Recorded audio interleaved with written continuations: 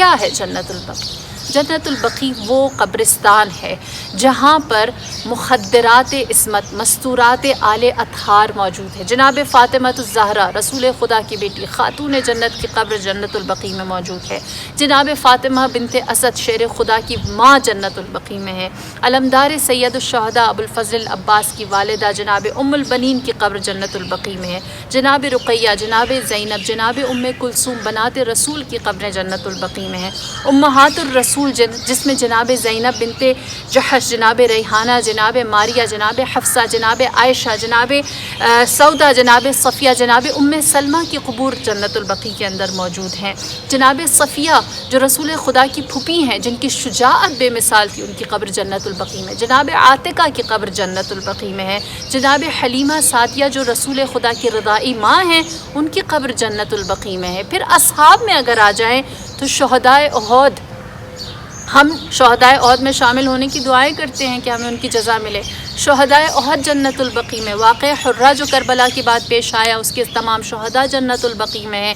اسی طرح جناب مالک ابن انس جنت البقیع میں، جناب نافع جنت البقیع میں، جناب عثمان ابن عفان جنت البقیع میں، جناب ابو سعید خدری جن سے ہم بہت ساری روایات نقل کرتے ہیں، وہ جنت البقیع میں، جناب عبداللہ ابن مسعود جنت البقیع میں، جناب مقداد جنت البقیع میں، جناب جابر ابن عبداللہ انصاری جن سے حدیث کے ہم ہر روز روایت کرتے ہیں، پڑھتے ہیں، اس کی تلاوت کرتے ہیں، وہ جنت البقیع میں ہے۔ جناب عثمان ابن مطعون وہ جنت البقیع میں جو سب سے پہلے صحابی رسول تھے جنت البقیع میں، جن کی تدفین کی گئی، اور انہی کی محبت میں بریکٹ میں یہ بھی بتاتی چلوں کہ ان کی محبت میں امیر المؤمنین نے اپنے بیٹے کا نام عثمان رکھا تھا۔ لہٰذا یہ ساری ہستیاں جنت البقیع میں موجود ہیں۔ اور پھر اس کے بعد اہل بیت اطہار، امام حسن مجتبیٰ جنت کے سردار کی قبر جنت البقیع میں ہے۔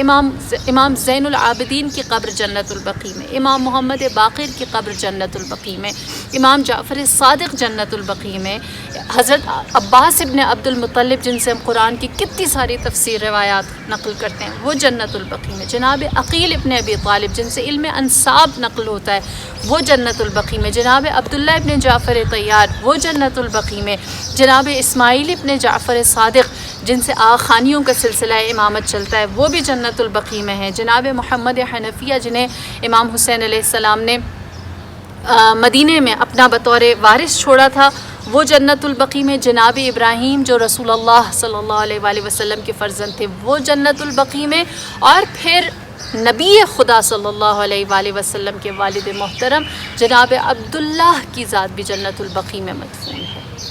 یہ ساری ہستیاں، کیا اس کے بغیر میرا اور آپ کا دین ہے؟ کیا ان کو اگر ہم نکال دیں تو میرے اور آپ تک حق پہنچتا ہے؟ کیا یہ ہستیاں ڈیزرو نہیں کرتی کہ ہم ان کو وہ تعظیم دیں، وہ مقام دیں کہ جس کی بدولت ہمارے تک اللہ، اسلام، قرآن، قیامت اور وحدانیت کا پیغام پہنچا ہے؟ لہٰذا ان کی قبور کو آباد رکھنے کا مقصد کیا ہے؟ پہلی چیز یہ ہے کہ لوگوں کی نگاہوں میں ان کے کردار، ان کے افعال اور ان کے اقوال کو زندہ رکھا جائے، جو قرآن کی سیرت ہے۔ قرآن نے حضرت نوح کے، حضرت یونس کے، حضرت موسیٰ کے، حضرت لوط و حضرت ہود، صالح، 1,24,000 انبیاء میں سے بہت سوں کے کردار، افعال اور ان کے قصص کو زندہ رکھا تاکہ آنے والے لوگ ان سے سیکھ سکیں۔ پھر خداوند کریم نے دوسری سیرت جو قرآن کی، وہ یہ کہ حق والوں کو اللہ نے ہمیشہ عزت دی ہے، ہمیشہ ان کا تذکرہ عظمت اور ہیبت اور جلالت کے ساتھ کیا ہے، اور ان کی نشانیوں کو اللہ نے عزت کے ساتھ بیان کیا اور باطل کو سرنگوں کیا ہے۔ اور ان کو اگر ہم، ان ہستیوں کو آج ہم تعظیم دیں گے تو ہم ان کے خون اور گوشت کو اور ان کی ہڈیوں کو نہیں دیں گے، ان کے اس نظریے کو دیں گے، ان کے اس کردار کو دیں گے، ان کی اس حق شناسی کو دیں گے۔ اور پھر تیسری چیز جو ہے وہ یہ کہ ان جگہوں کی وجہ سے ہم عبودیت کو زندہ اور خدا ترسی کو پائندہ رکھتے ہیں۔